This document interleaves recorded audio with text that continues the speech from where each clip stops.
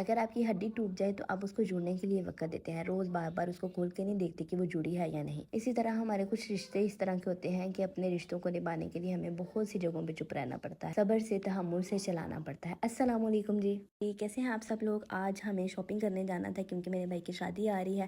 اچانک سے وہ باہر سے آیا، میں نے وہ ویڈیو ہی نہیں شیئر کی، لیکن وہ بڑی مزیدار سی ایموشنل سی ویڈیو تھی، میں انشاءاللہ جلدی ہی آپ کے ساتھ شیئر کروں گی۔ یہاں پہ ہم اپنی شادی کی کچھ شاپنگ کرنے گئے تھے، دلہن کے کپڑے دیکھنے تھے، اپنے کپڑے دیکھنے تھے، دلہن کا ولیمے کا ڈریس دیکھنا تھا، اس طرح بہت سی چیزیں دیکھنی تھی، کپڑے چیک کیے، بچیوں کے کپڑے دیکھنے تھے جو کہ سب سے ضروری چیز ہوتی ہے۔ آج کا ہمارا سارا دن بازار میں اتنا کھجل خراب ہوا، اتنے بازار میں دکانوں پہ پھرے ہیں، بچیوں کے کپڑے اتنی مشکل سے کچھ ڈیسائیڈ ہی نہیں ہو رہا تھا، سمجھ ہی نہیں آ رہی تھی کہ کیا کریں کیا نہیں لیں، جوڑی کچھ اچھی لگ رہی تھی نہیں تھی لگ رہی۔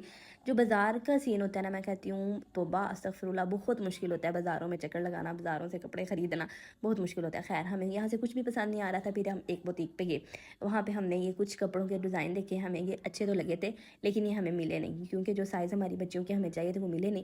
پھر ہم انہیں آرڈر پہ دے کے آئے بنوانے کے لیے تاکہ یہ ہمیں جلدی سے جلدی بنوا دیں۔